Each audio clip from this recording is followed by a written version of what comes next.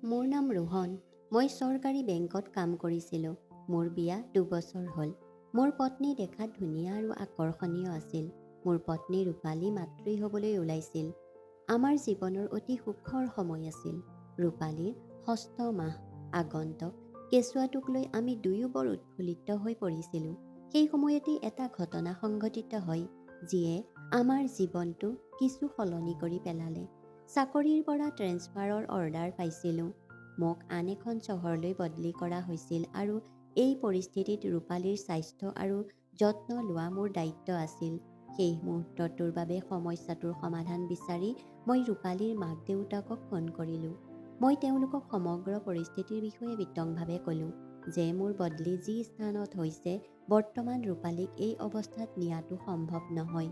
মই তেওঁলোকক ৰূপালীৰ যত্ন ল'বলৈ অনুৰোধ কৰিলোঁ। ৰূপালীক লগত লৈ যাওক যাতে তাই তেওঁলোকৰ ঘৰত ভালকৈ থাকিব পাৰিব। ৰূপালীৰ মাক দেউতাকে আমাৰ পৰিস্থিতি বুজি লগে লগেই মান্তি হ'ল। গৰ্ভাৱস্থাৰ এই গুৰুত্বপূৰ্ণ সময়ত ৰূপালীৰ যাতে কোনো ধৰণৰ কষ্ট নোহোৱাকৈ থাকিব পাৰে তাৰ বাবে তেওঁলোকে নিজৰ ঘৰলৈ লৈ গ'ল। তাই যোৱাৰ পাছত মই নতুন চহৰত চাকৰিত জইন কৰিলোঁ। এতিয়া মই কামত যথেষ্ট ব্যস্ত হোৱাৰ লগতে ৰান্ধিব লগা হ'ল। ঘৰৰ কামবোৰ নিজেই কৰিব লগা হ'ল। ঘৰৰ সকলো দায়িত্ব নিজেই চম্ভালিব লগা হ'ল। এই সকলোবোৰৰ বাবেই মই অলপ চিন্তিত হৈ পৰিছিলোঁ যদিও শেহতীয়াকৈ প্ৰমোচন আৰু দৰমহা বৃদ্ধি পোৱাৰ বাবেই সিদ্ধান্ত লৈছিলোঁ যে নতুন ফ্লেট এটা যোৱাটোৱেই হ'ব উন্নত জীৱনৰ বাবে সৰ্বোত্তম বিকল্প। মই নিজৰ বাবে ধুনীয়া আৰু আৰামদায়ক ফ্লেট এটা ল'লোঁ। মোৰ বদলি হোৱা চহৰখনত মোৰ মামাহঁতৰ ওচৰৰ এজনী মামী আৰু তেওঁৰ ছোৱালীও থাকে। কিছুদিনৰ আগতে মামা দুৰ্ঘটনাত পতিত হৈ মামী আৰু জীয়েকক অকলে এৰি থৈ গৈছিল। মামীয়ে মোক নিজৰ চহৰলৈ ট্ৰেন্সফাৰৰ কথা গম পাই এদিন মোৰ ফ্লেটলৈ মোক লগ কৰিবলৈ আহিছিল।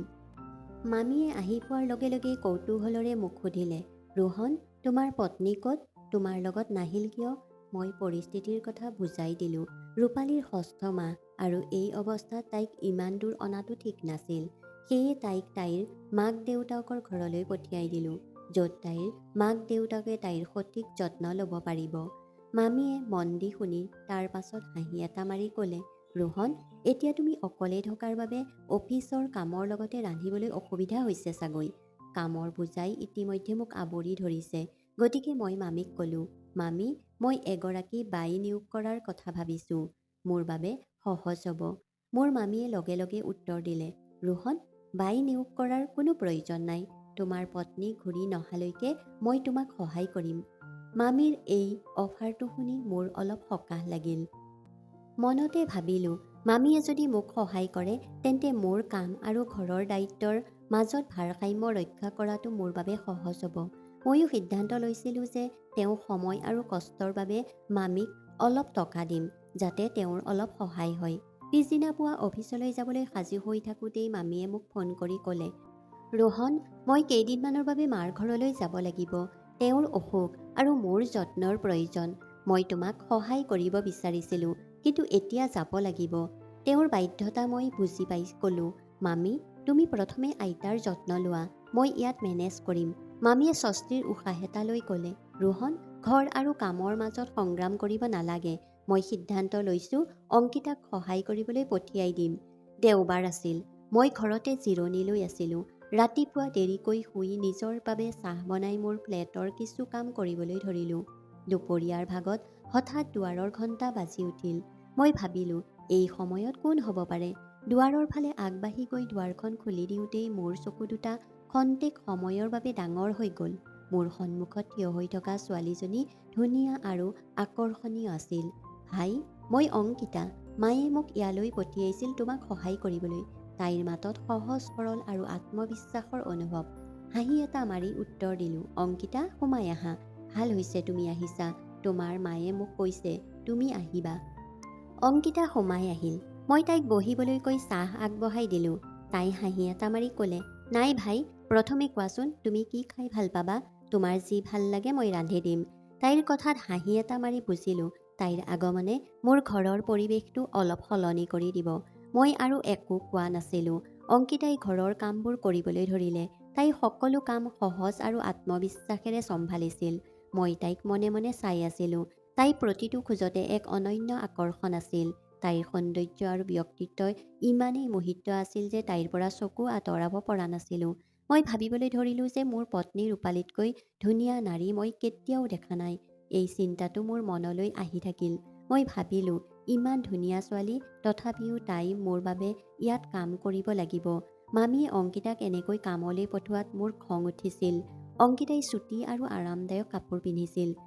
ঘৰৰ কাম কৰাৰ উপযোগী চাগে। কিন্তু মোৰ মনলৈ এটা চিন্তা আহিল, কোনো মাকে জীয়েকক এনে কাপোৰ পিন্ধিবলৈ দিবনে? তদুপৰি ময়ো ভাবিবলৈ ধৰিলোঁ যে অংকিতা বিয়াৰ বয়সৰ, কিন্তু মামীয়ে তাইক এতিয়াও বিয়া দিয়া নাছিল কিয়? এই প্ৰশ্নটো মোৰ মনলৈ বাৰে বাৰে আহি থাকিল। আৰু শেষত মই তাইক পোনপটীয়াকৈ সুধিবলৈ সিদ্ধান্ত ল'লোঁ। অংকিতাই পাকঘৰত কাম কৰি থাকোঁতেই মই মনে মনে সুধিলোঁ, অংকিতা, এতিয়াও বিয়া হোৱা নাই কিয় তুমি? তাই অলপ ঘূৰি মোৰ ফালে চালে। মুখত সামান্য দুখ এটা জিলিকি উঠিল। তাই ক'লে, ৰোহন ভাই, দেউতাৰ মৃত্যুৰ পিছৰে পৰা মায়ে ঘৰৰ দায়িত্ব লৈছে। তেওঁ অকলেই সকলো মেনেজ কৰি আছে। ইফালে মোৰ বিয়াৰ কথা ভাবিবলৈও সময় নাই, পৰিস্থিতিও নাই। তাইৰ মাতত গভীৰতা আৰু যন্ত্ৰণাৰ অনুভৱ কৰিলোঁ। আৰু অংকিতাই নিশ্চিত তাইৰ জীৱনত সন্মুখীন হোৱা কষ্টবোৰ অনুভৱ কৰিলোঁ। যেতিয়া মই তাইক সান্তনা দিবলৈ চেষ্টা কৰিলোঁ, এইটো সঁচা যে মামীয়ে অকলেই বহুত চম্ভালিছিলে। কিন্তু অংকিতা, তুমি ইমান ধুনীয়া আৰু বুদ্ধিমান, যিকোনো ভাল সম্পৰ্ক তোমাৰ বাবে সহজেই আহিব পাৰে। মামীও তোমাৰ ভৱিষ্যতৰ কথা ভাবিব লাগে। অংকিতাই সামান্য হাঁহি এটা মাৰি উত্তৰ দিলে, মানে মই নিশ্চিতভাৱে বিয়াৰ কথা ভাবিছোঁ, কিন্তু মা আৰু মই দুয়োৱে মানি ল'ব পৰা মানুহ বিচাৰি পোৱা নাই। তাইৰ কথা শুনি মই তাইৰ অৱস্থা আৰু অধিক বুজিবলৈ ধৰিলোঁ। মই উপলব্ধি কৰিলোঁ যে অংকিতা কেৱল ধুনীয়াই নহয়, পৰিয়ালৰ প্ৰতি অবিশ্বাস্যভাৱে দায়িত্বশীল আৰু নিষ্ঠাৱান। অংকিতাই এতিয়া মোৰ ঘৰলৈ নিতৌ আহিবলৈ ধৰিলে। প্ৰথম অৱস্থাত তাই নিজৰ কামত সম্পূৰ্ণৰূপে নিমগ্ন হৈ পৰম আন্তৰিকতা আৰু নিষ্ঠাৰে নিজৰ কৰ্তব্য পালন কৰিছিল।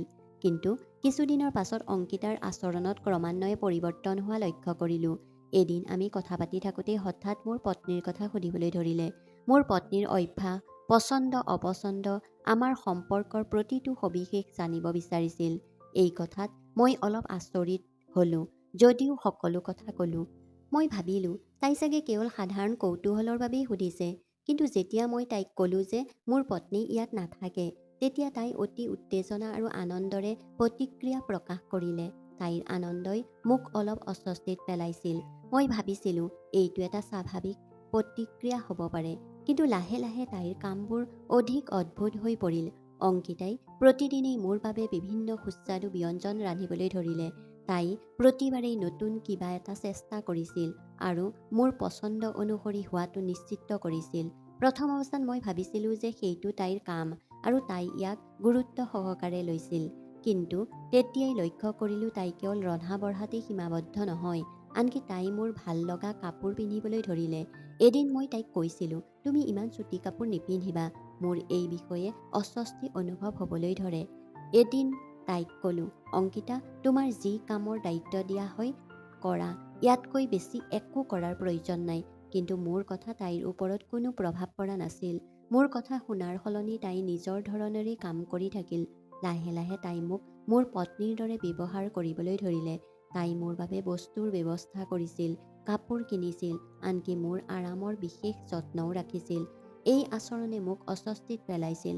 মই বুজিব পৰা নাছিলোঁ যে তাই কিয় এনে কৰিছে।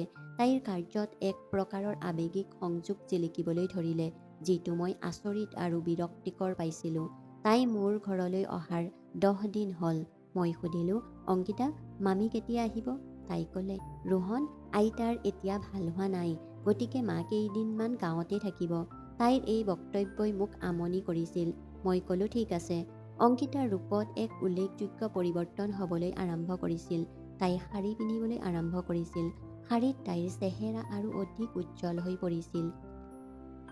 তাইৰ খোজ আৰু হাঁহিটো এতিয়া চিনেমাৰ নায়িকাৰ দৰে হৈ পৰিছিল আৰু শাৰীত তাইৰ সৌন্দৰ্য যেন সমগ্ৰ পৰিৱেশটো সলনি কৰি পেলালে।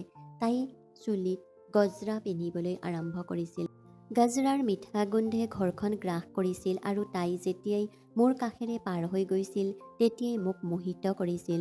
প্ৰতিবাৰেই তাইক শাৰী পিন্ধা দেখাৰ লগে লগে হঠাতে মোৰ পত্নীৰ স্মৃতিবোৰে বুৰাই পেলালে।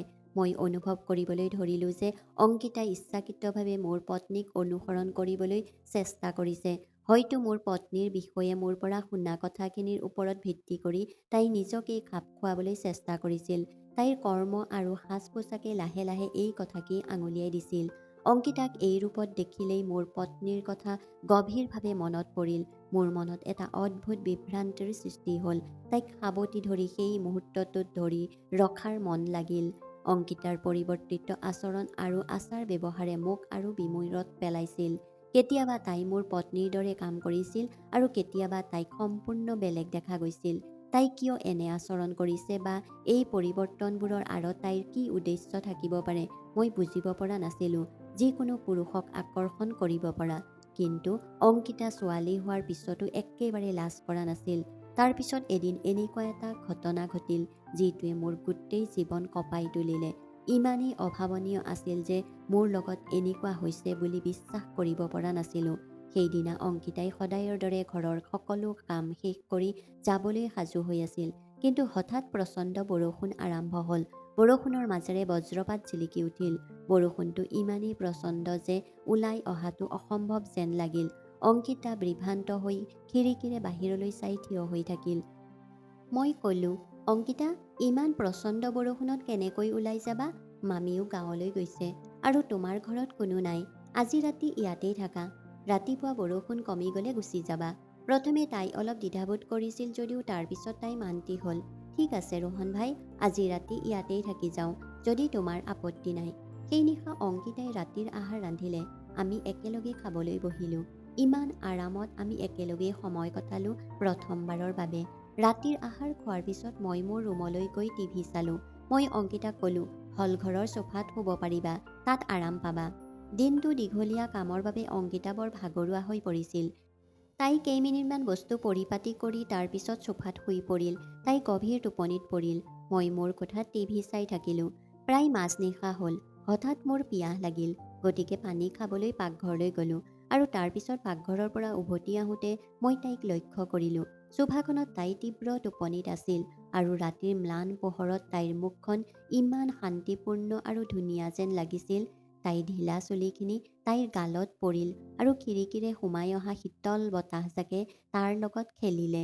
তাই বাৰে বাৰে টোপনিৰ মাজত চুলিখিনি আঁতৰাই ৰাখিবলৈ চেষ্টা কৰিছিল যদিও চুলিখিনি আকৌ মুখত পৰে। তাইৰ সামান্য অস্থিৰতা আৰু নিৰ্দোষতাই মোক গভীৰভাৱে চুই গ'ল। তাইৰ টোপনিটো চাই থাকোঁতেই মোৰ তাইৰ প্ৰতি অধিক আকৰ্ষিত হোৱা যেন লাগিল। লাহে লাহে তাইৰ ওচৰলৈ গৈ বহিলোঁ। তাইৰ চুলিখিনি আঁতৰাই পেলাবলৈ হাতখন আগবঢ়াই দিলোঁ। হঠাতে বতৰে গাৰ্জনি মাৰিলে আৰু ভয় খাই অংকিতাই মোক জোৰেৰে সাৱটি ধৰিলে। অংকিতা শুই আছিল যদিও সম্পূৰ্ণ সাৰ পালে।